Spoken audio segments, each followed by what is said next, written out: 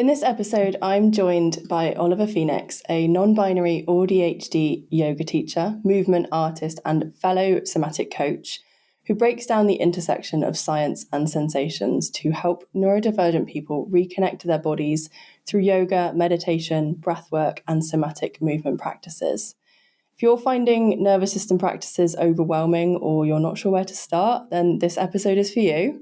We explore how to tune into what works for us as individuals using our intuition and what we used to do as children, how to support ourselves when our dopamine runs out and the I'll be happy when syndrome doesn't work, and learning how to accept our authentic selves, especially as neurodivergent people. Enjoy the episode.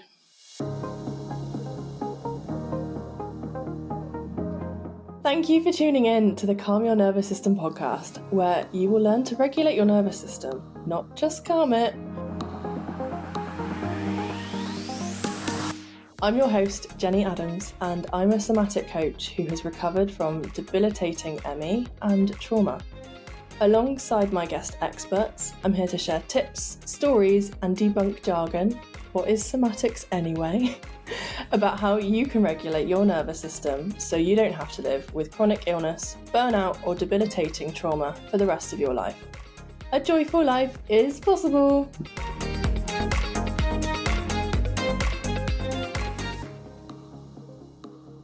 So thank you, Oliver. Thank you for coming onto the podcast. I'm really excited to speak to you, and I was on yours a couple of months ago now. So thank you for coming onto mine. And we met in Phoenix in Arizona, and we had a good chat. I think we were talking on Instagram before, weren't we? Yeah, I think we'd seen what each other was doing on Instagram, but then in Phoenix got to meet in person. That was a fun time, a fun event. Yeah. So we met in Arizona. Where are you from and where are you currently? Because you are also a bit of a world traveler, aren't you? Yeah, I am from the Midwest. I've been based in the Midwest for the last 5 years or so. And then this February, I set off on new journeys, and I'm currently in Perth in Australia, and I'm here traveling around. So really exciting, and also lots happening. Yeah, I can imagine. And I know we spoke a little bit before we hit record, just about like these big life changes. And you said about my newsletter that I've recently sent out about me getting married. And yeah, I would just love to hear a little bit more about like what were you expecting from this move? Like what prompted you to move country? How's your ADHD showed up with that? Just give me the brain dump. Yeah, I mean, I feel like I could talk for a long time about this in particular because it's been quite a long time in the making. So feel free to jump in and grab my attention with questions or whatever. So I'm here on a working holiday visa, which is a thing that they offer to people from a lot of countries. For Americans, you can do it up through the age of 30. So technically like 30 to 31, you could still be here. But I just turned 29 and I had been thinking about coming to Australia and doing this visa for literally 11 years. Like I found out about it in 2014 when I was planning my gap year then between high school and university. And while I didn't end up doing this then, it had been like in my 5-year plan. Yes, despite having ADHD, I'm a big like 5-year planner, but my approach is kind of have the plan so that you can deviate from it. But anyways, it's been in this life plan for 11 years. And it was kind of this thing, which was like, okay, maybe I'll do it after university, but then I got a job and then the pandemic happened. And then I ended a big relationship and it didn't feel like the right time to be setting off somewhere new. And then I got into another relationship and then I did a yoga teacher training. And on the yoga teacher training last May was where I realized that this dream that I've had to come and do this trip has been for so long like this thing in the future, the vague future that I'd been pushing back because it never felt like the right time. And Mm-hmm.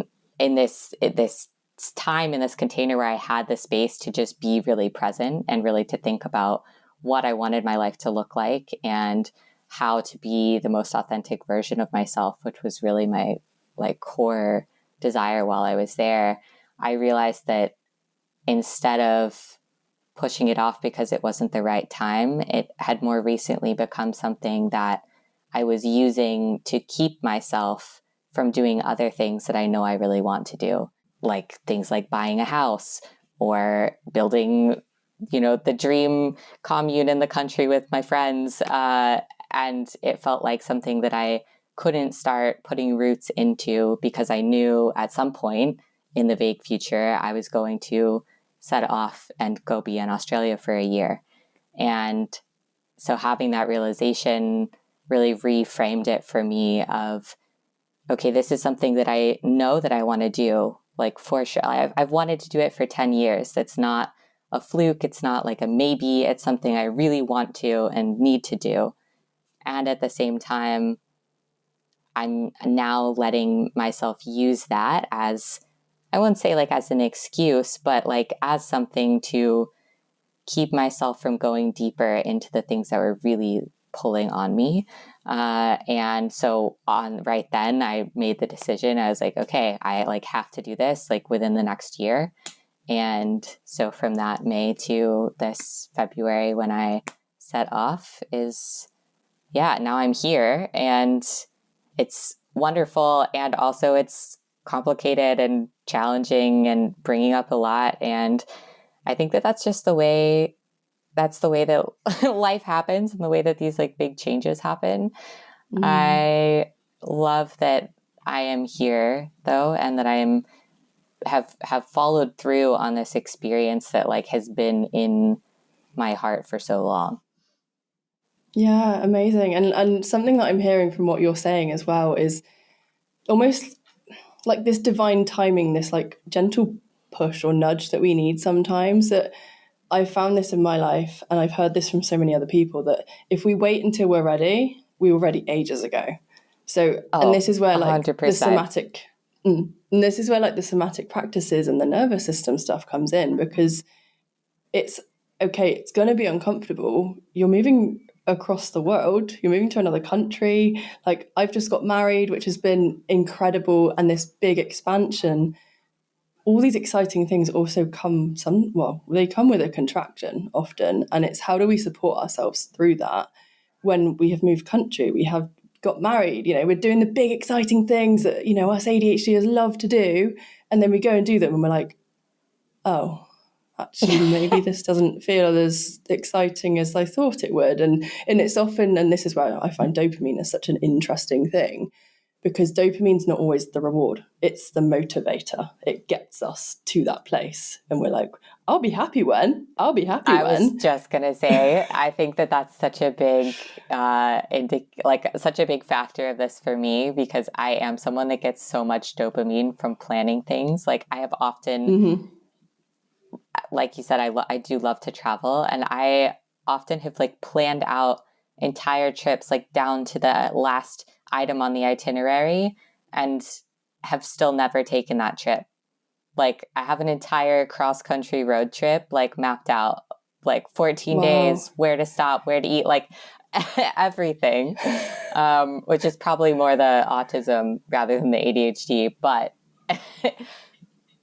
that for me fulfills so much of the dopamine that I end up like setting Mm, those things on the shelf for a while and not following through on it. And I think to your point, there is that element of timing, which I really have grown to trust in my life because it has brought me to such incredibly transformative experiences somehow at the exact moment when it would be the most impactful for me. And so I really do believe in that element of where I end up is the right time for me to be there. And I think that it's it's often that I need to be pushed in order to get there. And I think as I've gotten deeper into the somatic work, which really has just allowed me to reconnect and listen to my body so much better, both on the physical sense, but also on the internal, emotional, and intuitive sense. And all of those pieces make me at least aware sooner of when I'm being pushed in a certain direction. And I think it's ultimately still up to you to like take that feeling, to take that desire and that nudge and take the steps, take the action to make that into your reality. And I will say, like, in some areas of my life, I still notice myself having that knowing and feeling that resistance to not being quite ready yet.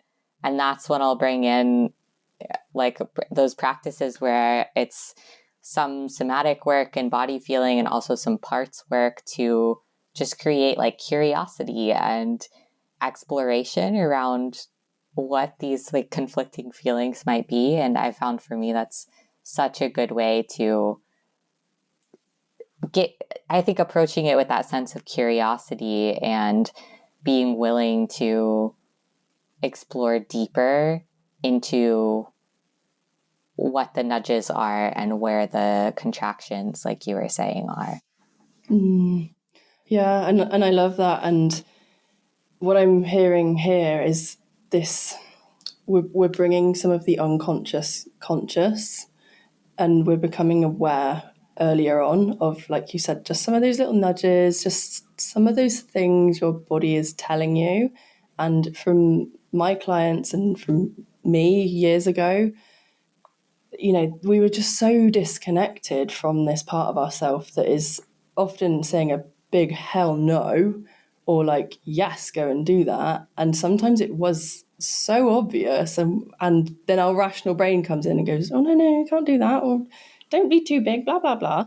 And I think when we can bring that unconscious conscious, and like you said, we are then taking conscious action on that and supporting ourselves in that curious way. And for anyone listening that maybe hasn't heard of parts work or like somatic practices, how do you support yourself, and what do those actually look like for someone that might not really know what we're talking about? Yeah, absolutely. So to me, somatic work is it's a really complicated word that for me, I think boils down to the feelings and sensations that you're having in the body and really having the approach of looking at and exploring those specific elements through whatever you're doing. So I've been a dancer my whole life, and I think that for me, somatic approaches to dance have always been something I was drawn to, even before I knew what somatic meant. And then similarly in yoga, I love cues and poses and meditations that are really focused on just sinking into your body and exploring different places in the body to draw your attention somewhere specific and then get curious about what's happening there.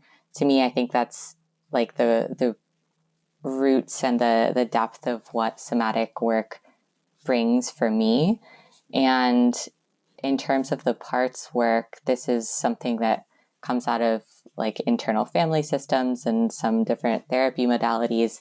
But the way that I implement it in my work is often in like an inner child sort of way, or in I think I think it is something that works quite well for neurodivergent people in general. I know from a young age, like sometimes I would talk about myself from like a we, or like in my head be thinking about almost like Inside Out kind of, where you have these Oh different yeah. characters of yourself, where part of you like wants to go out and part of you wants to stay in tonight and like just melt under blankets and comfort watch your favorite show.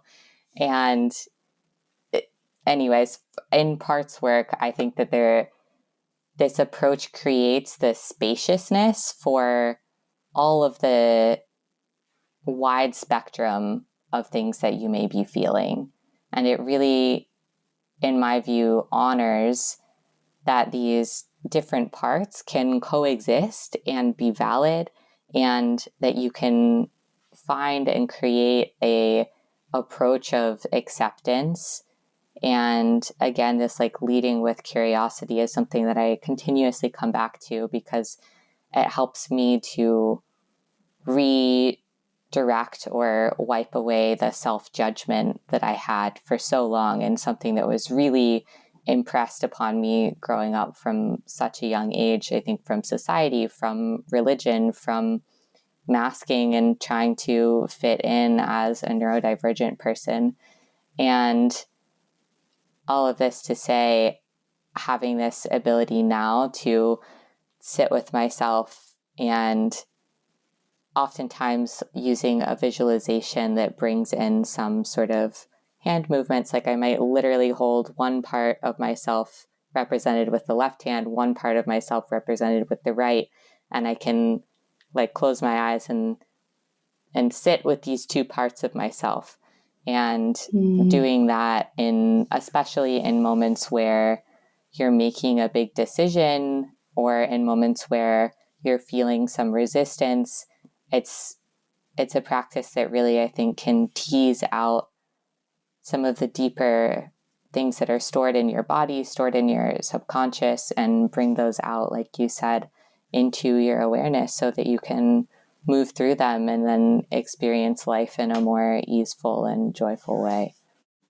Yeah, and thank you for sharing that, and going a little bit deeper with parts work. And like, I'm a big fan of Dick Schwartz and IFS, and I met him last year as well, actually. Wow. His book No Bad Parts I listened to the audiobook, and he's actually got, it's him talking. There's a little part in there where he kind of talks you through like a 10-minute, it's kind of a meditation. But like, I remember last year I was really dysregulated. I think I'd had an argument with my now husband.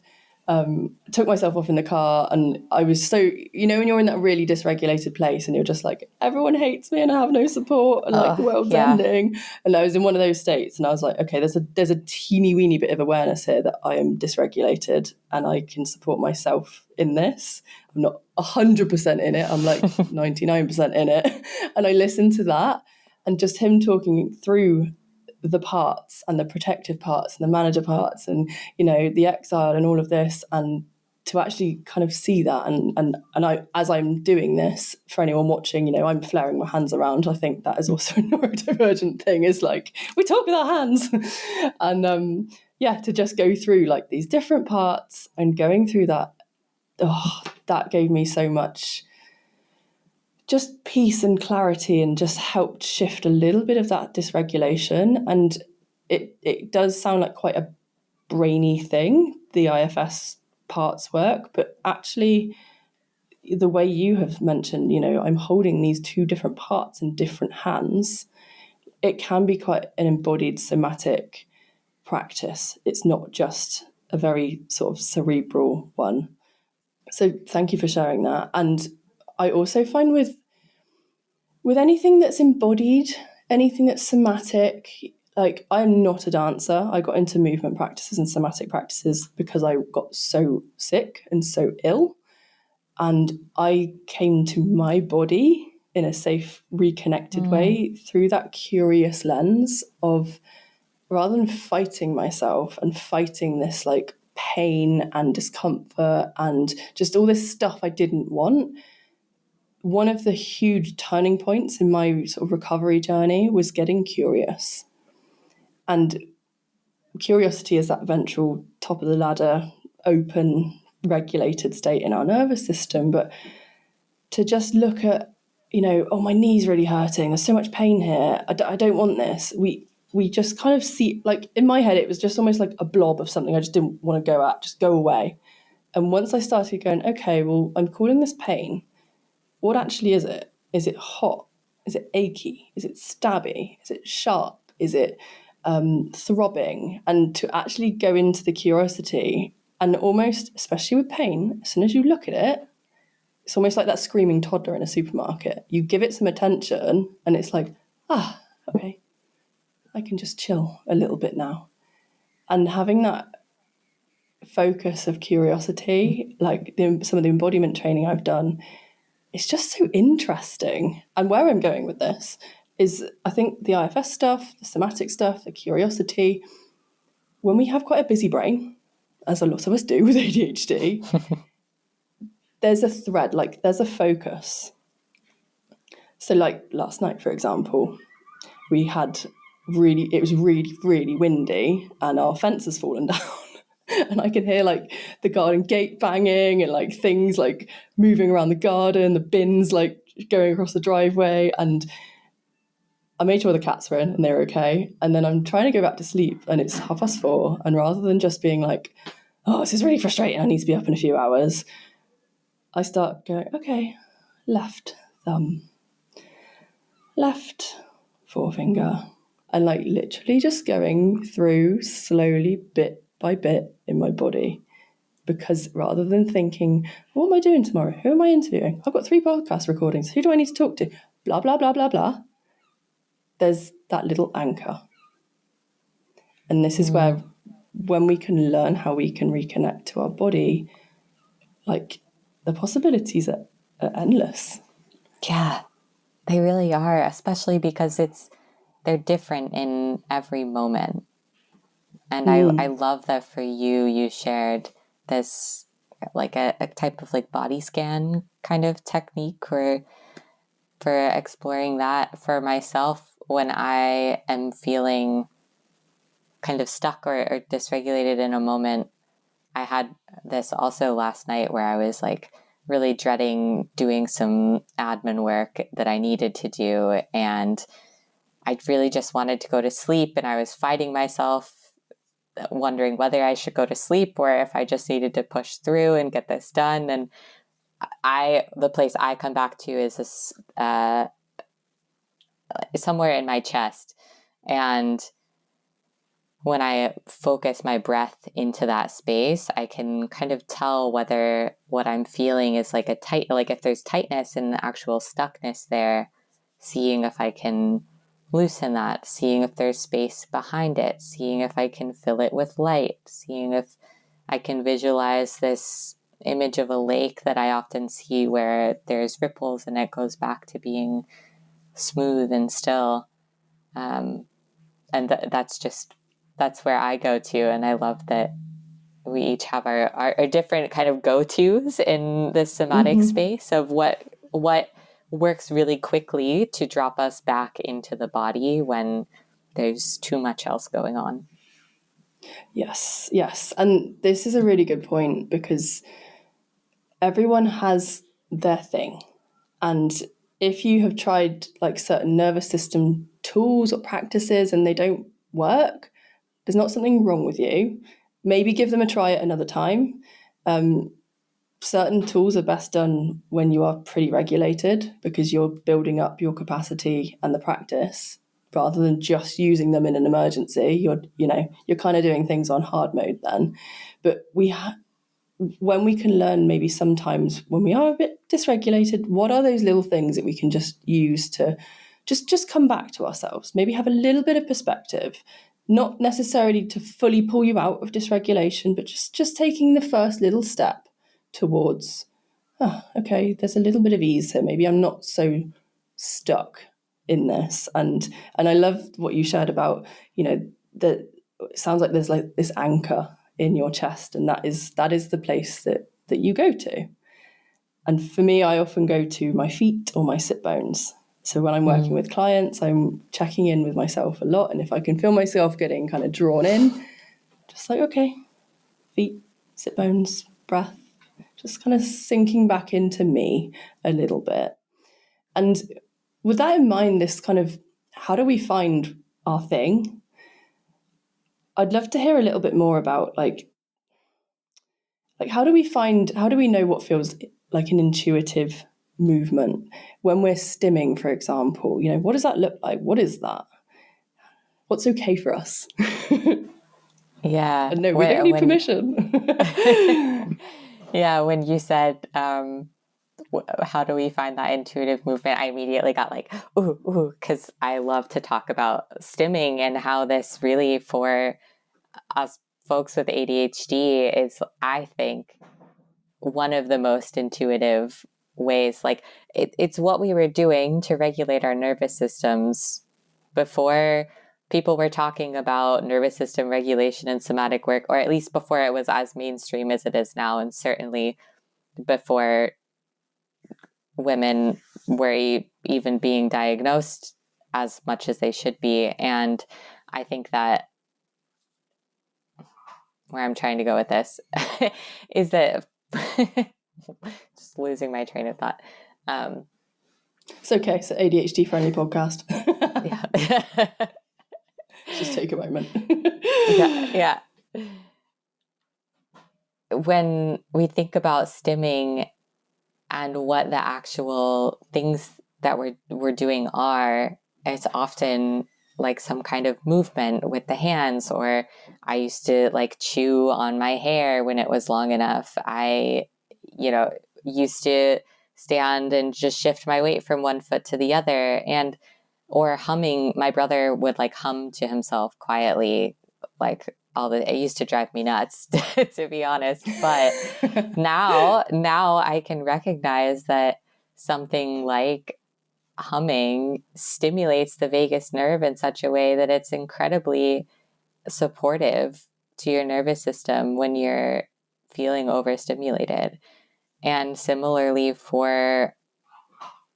I am someone who, if I don't do some kind of movement daily, I start to like get this feeling in my body that's just like, there's too much energy in it, and I'm getting too stuck in the brain space, and I really have to go into the body to get those things out. And I think that a lot of stims are great at doing those practices that we need in order to deal with our heightened sensitivity to everything else that's coming in at us from all directions. I think that one way to find some intuitive somatic practices that might work well for you are to think about, what did you do as a kid, like when you were feeling overwhelmed or overstimulated? What were things that worked for you then? Because odds are, like, they might work for you well now as well.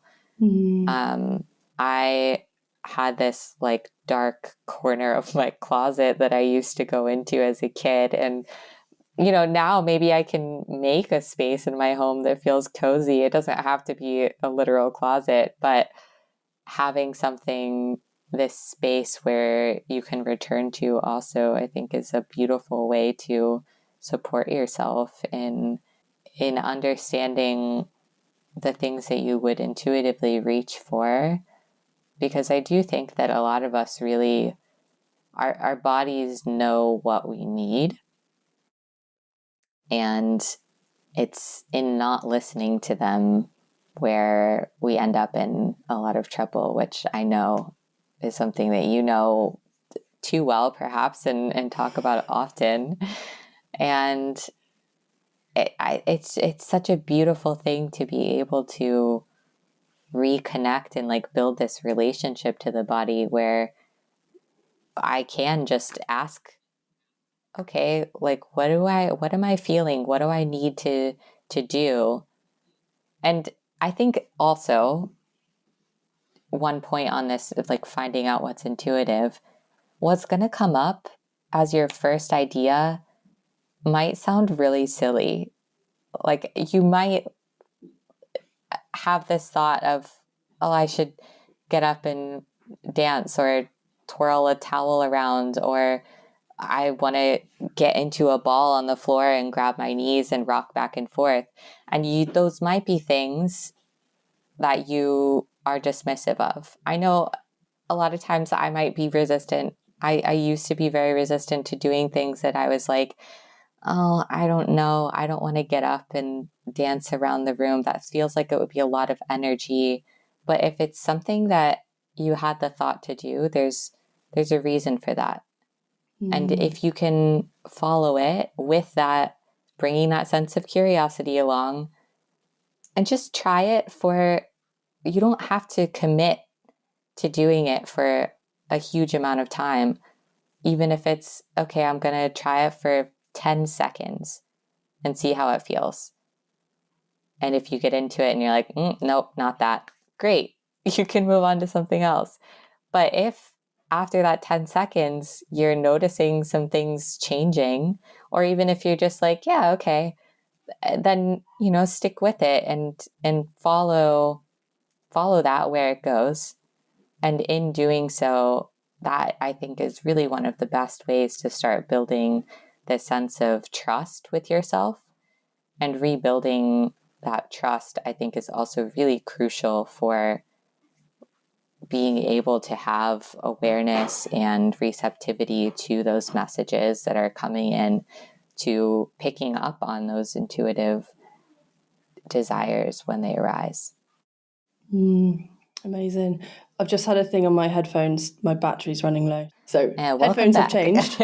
And these are the ones that irritate me. So hence why I wear the other ones, because these pull. So, and interestingly that we're talking about stimming, like this self-trust and just like tuning into all these like signals. For me, I'm hearing and literally just putting these new headphones in, I am going, why do I put up with things that irritate me? And they fall out my ears. And like, the other day, I took a picture of a label in a t-shirt. I think it might have been this one actually, because it's new, that said, "This is uncomfortable, tear it out." And I'm like, yes, I am about to, because I am not dealing with labels and discomfort and all those little things. And I love what you said about, what are those things that you did as a child? And often I see autistic people, and quite severely autistic people, that people have often looked at as like, well, they're a bit weird. Like, why are they flapping their hands and like making noises and doing these things? And how that's labelled in society as strange or whatever. Exactly as you said, like, why are they doing those things? They are self-regulating. And in our community and society, how often do we just suppress stuff and hold things in? And we're not doing these practices when we're actually like, I'm overwhelmed, I'm stressed, there's energy here that needs to move through. And we're judging, well, some people are judging the people who are actually looking after themselves. Like, what the fuck? Why are we looking at them as weird? Like, we're the weird ones. Like, so I really do think it's so, I think it's just a societally impressed thing, because I mean, maybe there's some psychological part of brains and indifference, but I really do think that, they're self-regulating. They're also just we're just expressing ourselves in the fullest sense, and bringing the body into that is a completely valid and like beautiful expression of emotions. Like, that's why we have things like dance and arts and performances, because we've created these cultivated ways of bringing our emotional and our internal experience into the external. And stimming and ways that autistic people express and experience the world are just part of that. And I that's something that I feel pretty strongly about. And it is something that I think we can all learn from, in that sense of just learning to be ourselves and to be authentic, and to let that piece of yourself be seen in the world.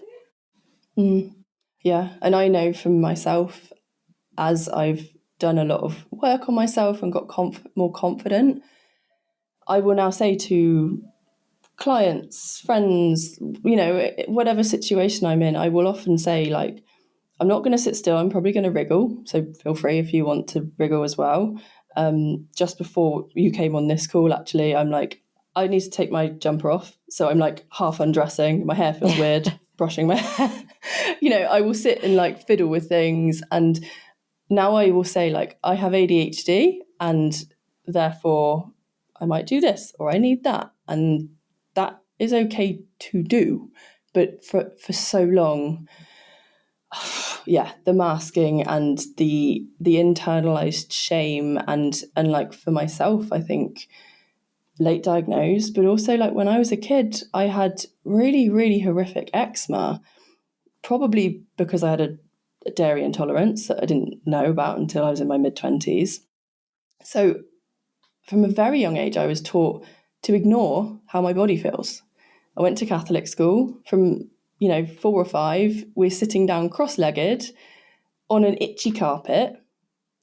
And I just remember feeling so uncomfortable, especially having my legs crossed. And I'm like, can I sit on a chair? So the eczema's not like getting hot and sweaty and irritated. Nope. And then if I ever did, on occasion, there'd be a big fuss made. So I learned to just suppress my needs and my feelings. And I'm kind of going full circle now of being like, actually, that makes me uncomfortable. And even when we were away recently, we were on a cruise ship, and it's the first time I've been on a cruise. In the restaurant, like, I have a note on my phone now that says, these are my allergies. I am vegan. I have a nut allergy. I don't like mushrooms. I don't like certain foods. And for years I've been told, oh, you're awkward, you're fussy. And I'm like, I'm not going to sit there and eat some like a bell pepper. I hate peppers, absolutely hate peppers. And that's often, peppers and mushrooms are like the go-to vegan option often. And I'm like, if I get given that, I'm on holiday. For some reason. Like if I'm away on holiday, I want choice. And why the fuck can my needs not be met? I'm not asking for anything ridiculous. Why eat something I don't like? So, and I notice now when I'm in that energy of like, yes, these are my needs. I'm not asking for too much. People greet me with that same energy of like, no, she's not asking for too much. And then at breakfast time, I get brought like 4 different dishes of things that they're trying out. And, they're really supportive and helpful rather than that, like, oh, I'm really sorry. Like, I'm really, like, I know I'm really awkward and fussy. And then I get back like, oh no, all we can do is this. So going into that, like, confidence, I guess, of this is me. This is how I do things. This is, if you're in a job, this is how I get stuff done. I need X, Y, and Z. So yeah, connect back to ourselves and regulate, speak up for our needs. Yeah, it's such a game changer to revolutionary, I know, but it's such a game changer to speak up for the things that you need, or even just to internally give yourself permission to do something that you think might be perceived as a little bit weird in order to meet your needs. Like, I was, along with the restaurant theme, I was in a restaurant the other day, and I went and I sat down somewhere, and then I realized that it was right under a fan and like facing a really big TV, and I wasn't going to be able to pay any attention to who I was eating with, and I was going to be freezing, and I was going to not have a good time and probably leave feeling really overstimulated. And even though I was like, this is going to seem weird, I was like, you know what? I think I need to move tables.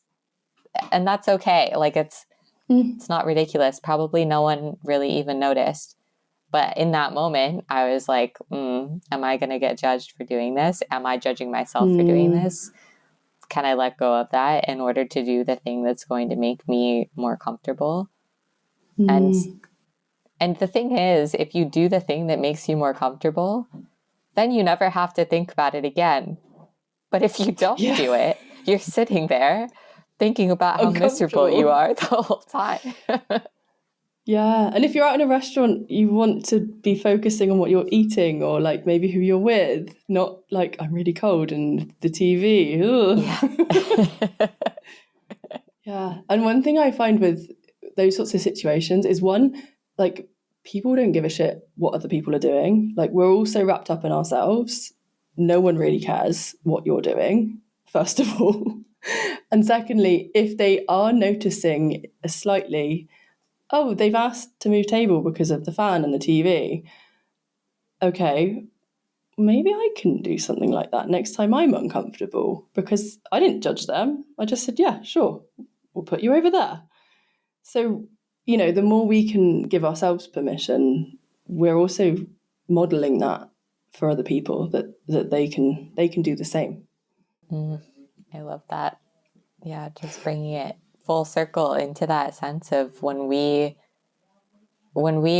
are our most authentic selves, when we give ourselves permission to ask for and give ourselves what we need, there really is this ripple effect that goes out into, I mean, certainly your closest relationships, but also even to the people that you just have passing connections with.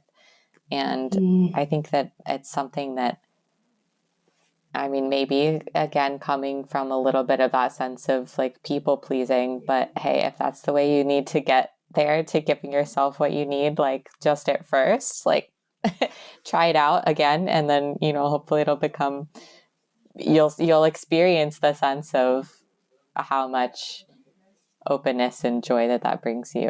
And it really becomes, I've been so overjoyed to see and experience the ways that being myself in ways that I used to be really afraid of, and seeing others that I've worked with do the same and really just become themselves in a new way, in a fuller sense. And what a gift that is to share with the world and to get to witness people doing that. It's endlessly inspiring. Every person I meet that is fully 100% authentically, just going for it, being themselves, like that shit is inspiring. And that's what I want to those are the people I surround myself with. That's what I want to see in the world. That's really making a difference just by being yourself. Yeah, and the more we do it, the more we attract that back as well. We repel the people that are, superficial, not ready to go there, and the people that are like, I love attracting my weirdo friends, because we get it. Me and one of my friends, like, we're walking backwards on the beach together. Just the stuff we do and talk about is just like, yeah, I get this. Like, there's no judgment. It's fun. It's connecting. Yeah. So let's do more of it. And just to kind of wrap things up as well, I think for anyone listening, and you might have a thought on this, we've talked so much about different practices and, authenticity and getting to know ourselves. So much of this, like, just be playful and curious. It's not a big serious thing. Notice those little intuitive nudges. Try it. Does it work? No. Okay, the world hasn't ended. We can just do like little micro things. It's not some big complicated thing. Just get curious. If you hear something from someone that works well, maybe try it. That might work for you. That might not. And that's okay. We're all different. Yeah. And just to round off, you've shared so much wisdom on this podcast, so thank you for coming on. If anyone would like to hear more about you, your story, how you can support others, can you tell us a little bit more about where they can find you and what sort of support you offer? Yeah, absolutely. So I am everywhere on socials at the Oliver Phoenix. And that's also my website, where you can go to learn more and get a freebie on connecting with your body and going through a short interoception guided meditation exercise. And for those people who are listening to this who are really wanting to get deeper into this connection with themselves and exploring that through deeply personalized work, I also have a few spots open for one-on-one somatic coaching. And what that looks like usually is a mix of going through some practices together and also talking about and exploring where you're feeling in that moment, and then using that to develop practices that will support you in your life and what you're looking ahead at in this season for you. And I also have a podcast. If you're listening here, I had Jenny on, and it was also a wonderful conversation. So we can link those things in the show notes. And yeah, please reach out if this resonated with you and you'd like to explore more. Awesome. So thank you. And we will link everything down in the show notes. So if you do want to give anything a listen, dive into a bit more info, then yeah, have a look in the show notes. But thank you so much for coming on the podcast and sharing your wisdom and just being another voice out there that being yourself is okay, and not just okay, but can be incredible. So thank you so much for coming on. Yeah, thank you. It was my pleasure. Thank you for listening to this episode of Calm Your Nervous System. I hope you found the conversation as interesting as I did. If you would like to start healing your nervous system, I have a free energy diary available just for podcast listeners, which will really help you see your blind spots about how you're spending your time and your energy. Find it at jennyadamscoach.co.uk/podcast. Find out more about me and somatic coaching in the show notes below. See you next time.